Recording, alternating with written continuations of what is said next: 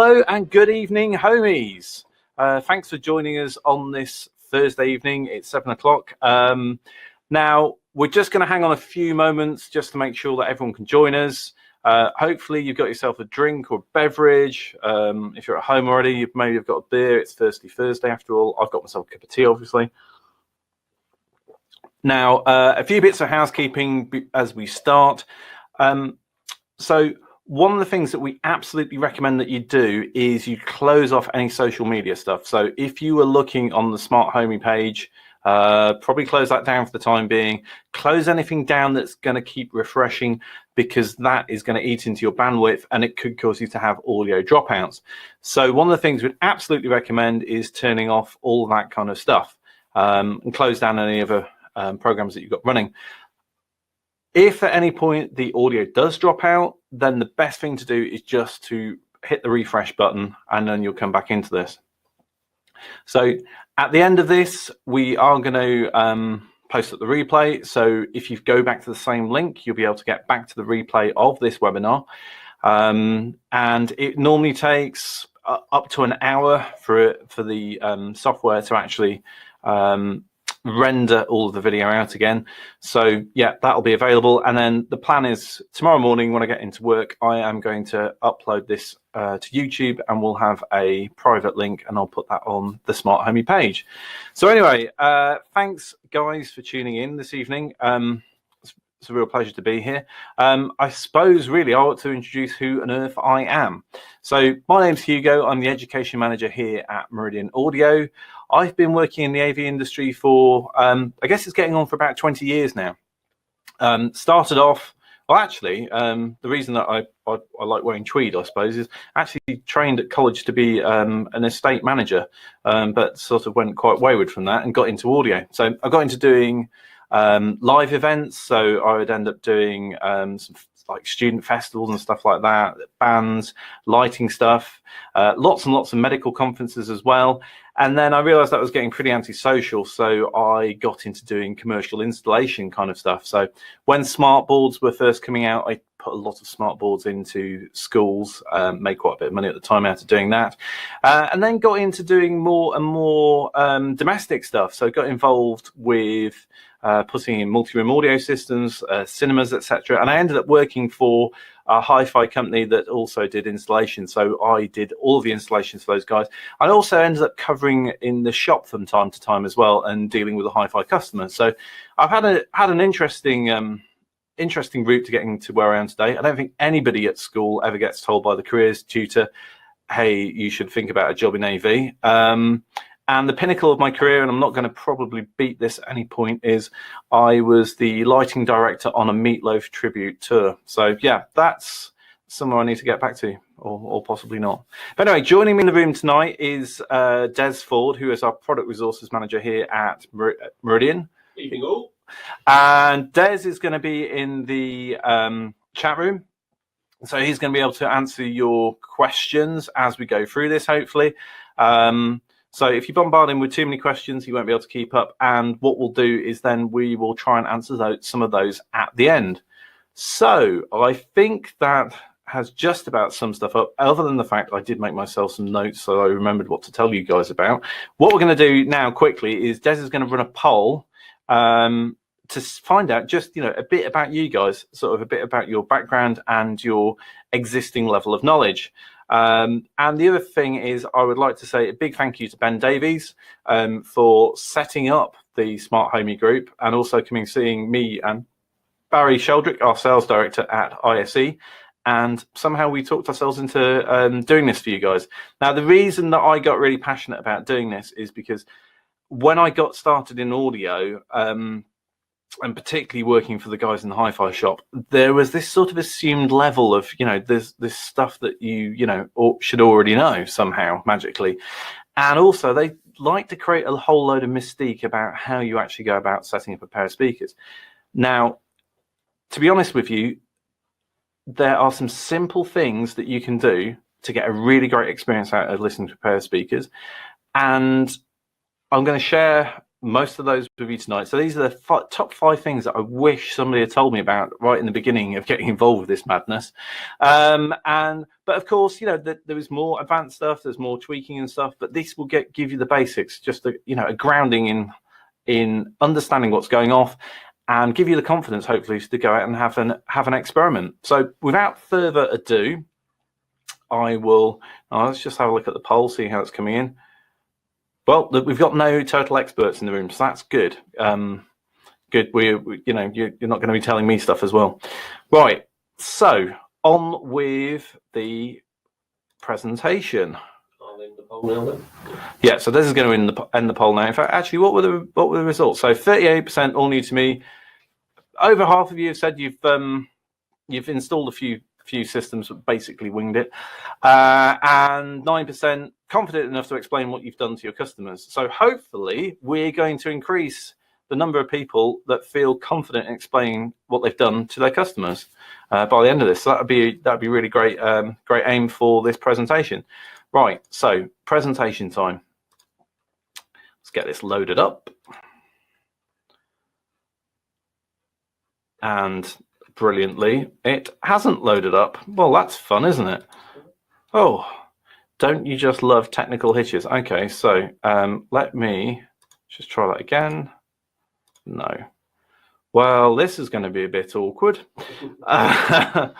So talk amongst yourselves for a moment while I just try and fix this, which will be interesting, trying to do this on the fly. Never worked with children and animals, they said. But we're not even doing that. So where's the presentation I was going to share with you? I'm just filling and talking absolute nonsense at the moment. Okay, so hold the line while we I've got to load the presentation up again, which is a bit awkward. We tested this earlier and it worked absolutely fine. So have we got any questions? Would anybody like to introduce themselves in the? Oh yes. So people are finding this funny already. Good. I'm finding it quite amusing as well. Nothing like a bit of excitement and jeopardy involved in doing a presentation. Just trying to think. That, stuff can happen to anyone, no matter what preparation you make. Yeah, we ran through this presentation about 3 times today, just to make sure that we were really slick for you guys. So I think we are there. Right. Yes. So I'd uploaded it and I've had to just upload it again live. So let's get started. Enough rabbiting on. Hurrah! We're back. Okay, so that was an interesting start, guys. Yeah. It's AV. It's bound to happen. Bound to get technical snags. But hey ho, here we go. Right. Level 1 audio, stereo speakers. So let's talk to you guys about stereo speakers and how we can get started with setting up a pair of speakers. Righty ho, hang on. Right, so let's get back to the absolute basics. Let's completely ignore the fact that I didn't load up, but hey ho. Right, what are speakers for in the first place? Well, we use them to reproduce sound, music, films, and these can be live, so stuff that's playing on the radio potentially, or recorded stuff, and artistic creation as well. So, the kind of stuff where you've got these DJs and producers creating stuff in their bedrooms with laptops, music that's never, that's been artificially created. Now, the technology behind a speaker hasn't really changed in 100 years. So we have a piston that moves forward and backward, and we have an electromagnet that drives it. That creates waves in the air, and our ears pick them up as sound. So that's as simple as it. That's what we're doing. So stuff hasn't really changed massively. We have we've improved the materials and technologies and the bits that this stuff is made out of, but the general physics of it hasn't hugely changed in all that time. Now, what we're going to cover tonight is we're going to cover the top 5 things that I really wish that I'd known. So first, a stereo image. What is a stereo image and what we're trying to achieve with that? Speaker placement, some real easy basics of where we can put speakers, how we can get started with where we might actually place speakers in a room so that we get a decent stereo image. toe in, what do we mean by toe in? Boundary gain, what on earth's that all about? And then full range speakers, just explaining what full range speakers actually are.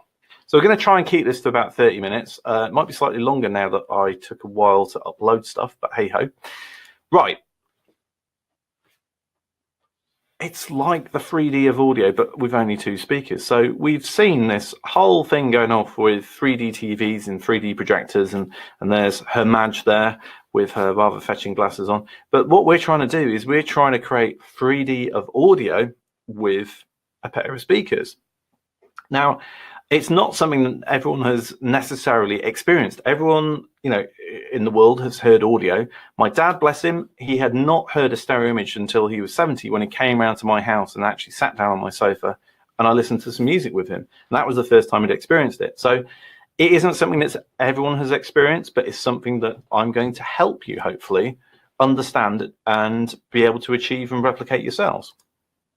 Now, listening to headphones, I'm sure that pretty much everybody that's tuned in this evening has listened to audio on headphones, and headphones give us really clear 2 channels of audio and they're going straight into our ears. And so we get this effect with 2 channels of audio in headphones, which sometimes we call sort of in-head experience, because we're listening to the audio and it can sound like the audio is actually coming from the inside of the middle of your head, which can be a little bit disconcerting potentially. What we're trying to do with a pair of speakers, however, is we're trying to create the illusion of the stereo image. And what are we talking about when we're talking about a stereo image? Well, we've got this picture here of a pair of speakers, and we've got a listener in the middle. And what we're trying to reproduce with stereo images is giving the impression that there is audio coming in a whole range between that pair of speakers. So, for example, what we should be getting if we've got a good stereo image, and this is because that most music has been mixed this way, is we should be getting the vocalist clearly in the middle of the mix. So we should be hearing or getting the impression that there is sound coming from between the middle of those 2 speakers and, you know, clearly defined.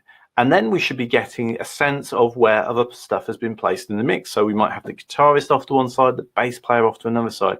And then this is going to sound potentially bonkers if you've never heard any of this stuff before, if you've never heard a stereo image before, is if you've got a really good pair of speakers and you've got them really well set up, you can actually start to get a sense of depth of where stuff is in the mix. So where the drummer is on the stage, how far back they are. So that's what we're trying to do with a pair of speakers. We're trying to create the illusion of something happening that isn't. You know, at the end of the day, it's smoke and mirrors. We're trying to recreate something happening that, you know, has been recorded. And, you know, it really is the better and more clearly we can have the audio, the better the illusion is for the person that's actually listening to the music. Now, placement. What I'm going to do now, via the wonders of technology, is I'm going to do a bit of drawing on the screen for you. So you can see we've got this top-down plan of a room. And in the room, we've got a pair of speakers and we've got a sofa. And we're going to assume that we are sitting on our sofa. And now these speakers should ideally be an equal distance from you, the listener, sat on the sofa. So that's something that is absolutely key. If at all possible, if you want a proper stereo image, you need to be equidistant from that pair of speakers. They need to be the same distance from you. The reason is that if one's closer, it will sound louder. And if one's further away, it will be quieter, but it'll also, the audio will get to you late. So that's really key. The other thing is as well, and this is where my number one go-to of where to place a pair of speakers is, can you see what we've done there is we've actually created an equilateral triangle. So the distance between the speakers is roughly, and it's only roughly the same as the distance from the speaker to you, the listener. Now, this is one approach, and it's the approach that I found over the years to be the easiest, the most straightforward, and the most instant results with it. There are loads and loads of other philosophies and ideas and ideologies even about how you should set up speakers, and you can go off on the internet and have a good Google of that, and you may be there for some time with all the other ways of doing it. This is a really, really good go-to. So that's that's really key, I think, that one. Moving on, let's talk about towing. So what do we actually mean by towing? So what I'll do first of all is I'll explain the characteristics of the different drivers that are in the speaker. So you can see in this picture, we've got a picture of a tweeter. Now, a tweeter is the driver in a speaker which is going to do the highest frequencies. And in speakers, what we end up having to do is we have to have different drivers covering different ranges of frequencies. The reason for that is some are better at doing different jobs. So a tweeter will not play any bass. In fact, if you put bass through it, you'll set fire to it potentially. I have come close to doing that. Whereas a bass driver, if you put treble energy into it, you just will not really get much treble out of it because it's a big heavy thing and it takes some moving. So the characteristics of a tweeter are such that if we stand in front of the tweeter, we get audio out of it, which you are probably expecting anyway. Now, if you stand off to one side from the tweeter, so off axis, so when we're talking about on axis, we're talking about directly in front. When we're talking about off axis, we're talking about being anywhere that isn't directly in front. So as we move off axis from the speaker, the level of sound that comes out of the tweeter actually diminishes. So as we go off to either side, you'll find that you'll get less audio. Okay, so that's point one. Now, a tweeter is therefore very directional. Let's now look at a bass driver and look at how that will perform. So a bass driver, much bigger, and it performs slightly differently when it comes to audio. So the differences with a bass driver is, if I put an arrow on this, would be helpful. Let me draw that again. So a bass driver, if we're stood on axis, we will get audio coming from it. We're expecting that. But as we move off axis, we will find that we have generally got pretty much the same amount of audio coming out of it. And this is because they radiate the energy from them much more evenly. Now, one of the things as well that actually happens with a bass driver is that the bass is so unidirectional once it's come out of the speaker that you can actually find that it will wrap around the speaker cabinet. So it will go around the back of the speaker cabinet and the bass will come backwards from the speaker. So if you ever find yourself in a position where you stand behind a speaker, so whether it's at a gig or whether it's a speaker in a room, you'll find that you'll hear bass, but you won't really hear any treble. So what does that mean when it comes to towing? So bass, unidirectional, treble, very directional. Well, oops, let's get rid of the arrows there. Right, so this is my egghead man that I drew. I'm slightly ashamed to say that I did actually get an A level in art, and this was all I could manage to draw. So we've now got a top-down view of a pair of speakers and a top-down view of a man of sorts. Now, this pair of speakers that we've got on the screen are parallel, so they're not towed in at all. So the effect of this is that we know from what we were just talking about that the bass energy is going to go out in every direction. So we're not worried about where that bass is going to go. What is of more of a concern is what's going to happen to the energy from the tweeters. Now, the main part of the energy from the tweeter is going to head straight on down the room and past our rather lovelily drawn man here.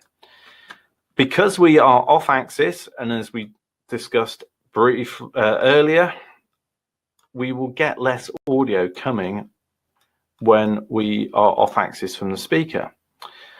So the effect of this is that we are getting all the bass that the speaker manufacturer wanted us to have, but what we're not getting is we're not getting the treble in the same proportion.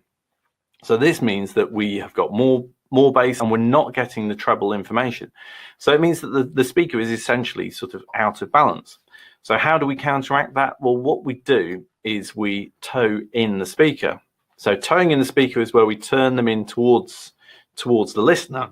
The effect of towing the speaker in is that the audio is now coming from the tweeter. So the thing that's really directional, the audio is now coming to us. So that means that we've now got something that is much more in balance.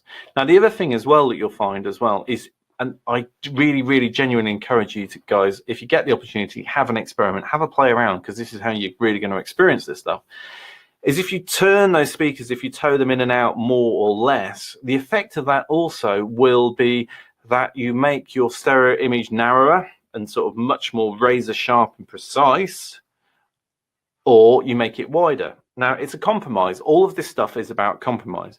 If you go really narrow, you'll compress the whole of the soundstage. So all of the instruments will sound bunched together in our left to right mix. If we toe them out a little bit, we'll start getting more of a sense of a broader stereo image. So I'm hoping that's been making sense to you guys so far. Des, how's the chat going? If we okay, just got a couple of guys having trouble getting a presentation up. Okay, cool. Oh, well, they obviously followed for my excellent lead of struggling to get the presentation up, which I failed to do at the beginning. So, okay, cool. Right. So that is what we're talking about with towing. Right. It is quiz time. So, based on what I've been telling you about, bass, see what I did there accidentally. Which of these is the most directional? Bass, mid-range, or treble? So Des is going to put the poll up now if he hasn't already, and I'm going to give you 30 seconds to answer this. So, is it A, bass, B, mid-range, or was it C, treble that is the most directional of all the audio? Let's have a little look at the poll with the answers that are coming in. Okay, so, oh, it's going up and down. More votes coming in for treble now.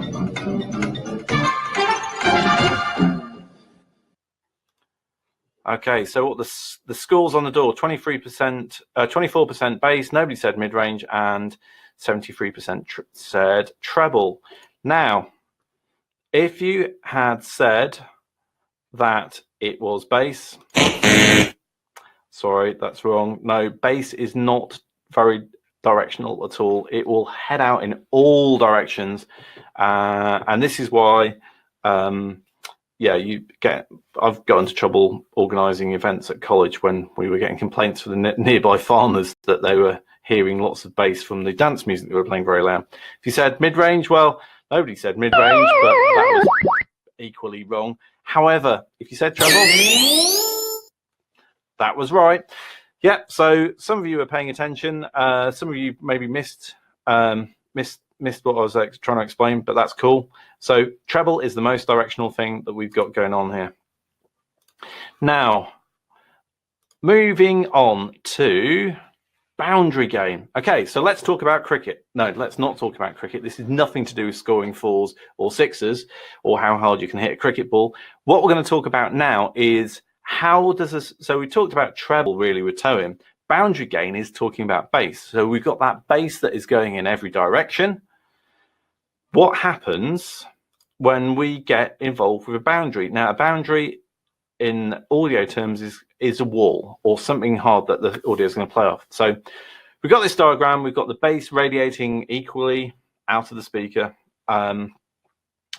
Now, when we put a wall in place, what's going to actually happen to that audio? So the audio is that if you've ever dropped a pebble in a pond near a wall or near the edge of the pond, you'll know that you drop the pebble in and then the waves spread out, bounce off the wall, and then they actually contribute to the waves that are already in the water. And that's exactly what's going to happen with audio.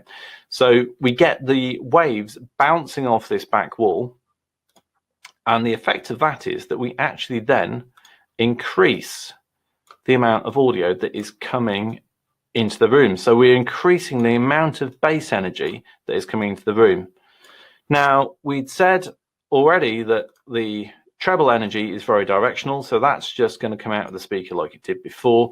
But what we're going to do is we're going to get a boost in the bass. So that's with one wall. What happens if we now throw into the mix two walls? Well, actually, forgot to mention. So what happens is you get 3 decibels of gain in the bass. So decibels are a logarithmic scale, much like actually, you know, yeah. Look, what was I going to say about logs, Des? I lost myself. You'll talk about with hertz later. I was going to talk about with them hertz later, so we'll come on to hertz later. Decibels, so logarithmic, so it's not a linear relationship. But yeah, so we get 3 dB boost in the bass. If we move on to putting our speaker in a corner, then the speaker in the corner we've now got playing off two walls. So the effect of this is that we get even more energy being bounced into the room. So we're really kind of focusing now the bass energy that's coming from this speaker. So this is all coming back into the room. Now the effect of this is that we get even more bass coming back. There's slightly wonky arrows there, but never mind. So we get even more bass coming back into the room. And this is actually going to increase the amount of bass that we get by 6 dB. Now, some of you might be thinking, well, I'm a bass head. This has got to be good. I'm getting free bass. Well, pretty much like everything in life, nothing is free. So whilst you might get more bass, you're going to get bass at the expense of the mid-range and the treble as well. So what it's going to do is actually going to muddy the other frequencies, because we've got those sort of uncontrolled waves that are not coming directly to us. They're going to be out of time with stuff, so they're going to interact with each other and cause interactions which are going to then muddy the mid-range, and they're going to muddy the treble as well. So again, like if you drop that pebble in the pond, you'll see those ripples going towards the wall, coming back out again, and then there'll be constructive and then destructive interference of those waves. So yeah, you get more free bass, but it does mean that it interferes with the rest of the audio that you're going to get. So that is boundary gain. So now let's talk about what do we mean about, in fact, actually, just going back to boundary gain, one thing I forgot to tell you is how do we deal with this? So things that you can do to deal with boundary gain is you can actually, if you move the speaker away from the wall, the effect becomes less. Now, of course, real life dictates that we can't necessarily put our speakers in free space. So free space means sort of right out in the middle of the room. Real life gets in the way, and we end up getting forced to put speakers in different places. So one of the things we can do is we can move them away from the wall or move them away from the corner so that we get less bass. And then there's some manufacturers as well.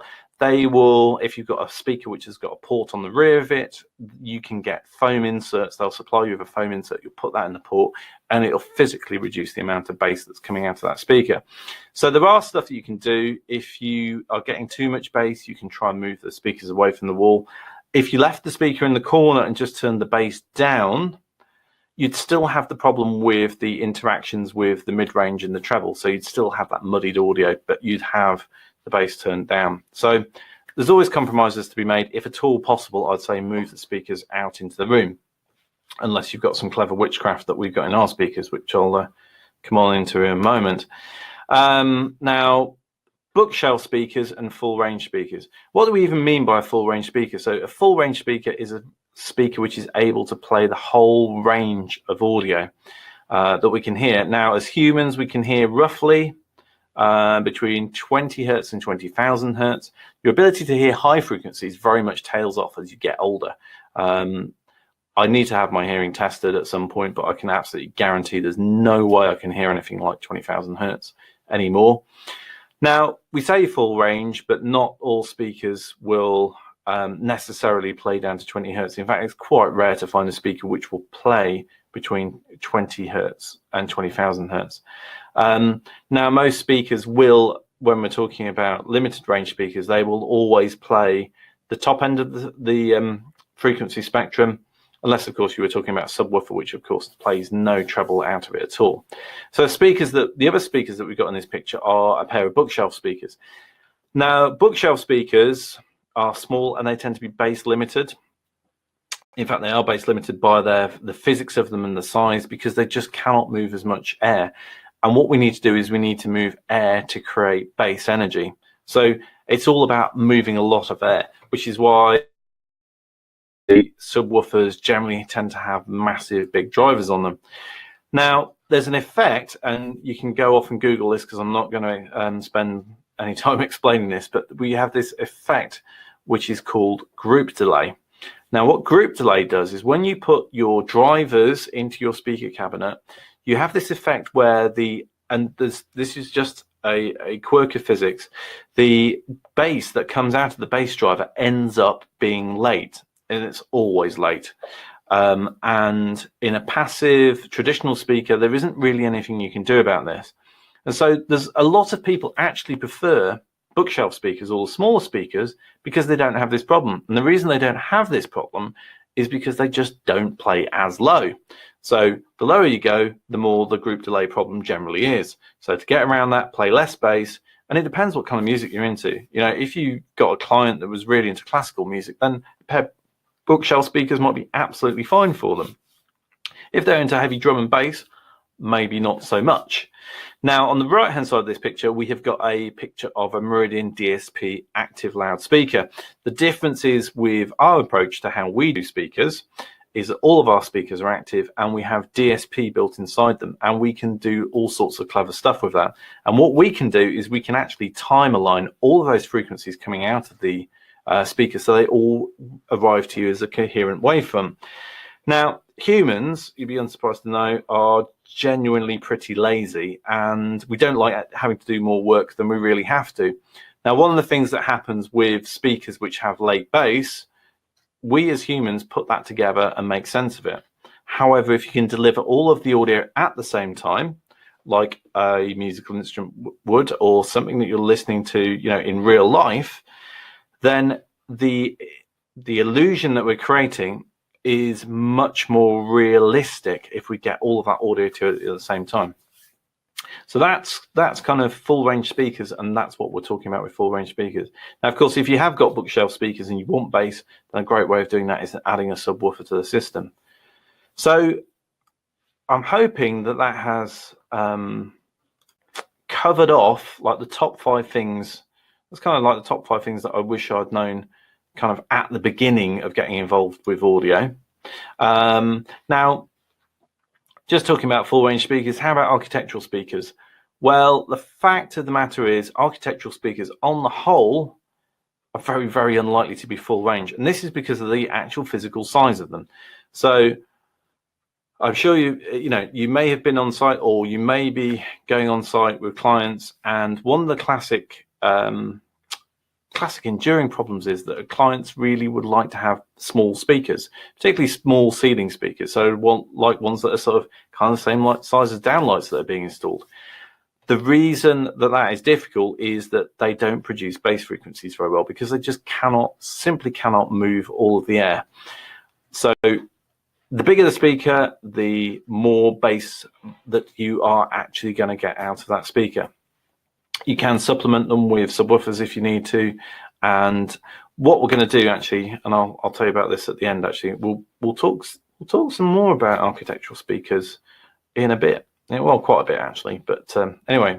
So architectural speakers, very unlikely to be full range, but yeah, it might be possible to add a sub to those. So what have we learned? I'm really hoping now you've got some understanding of what a stereo image actually is. My top tip on speaker placement, start off with that equilateral triangle. That's a really great starting place. If you go from there, then you're going to be in a good position.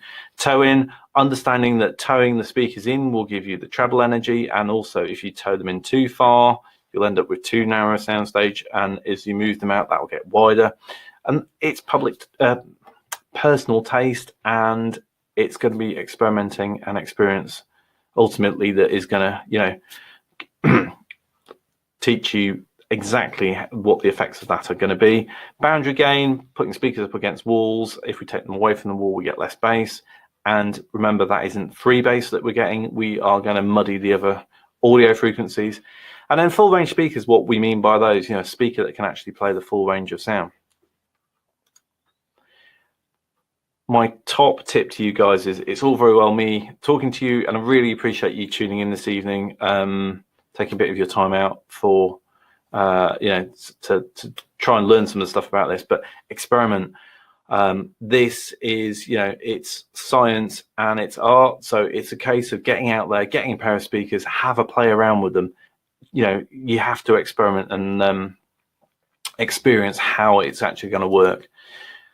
Now, you will absolutely never fail until you stop trying.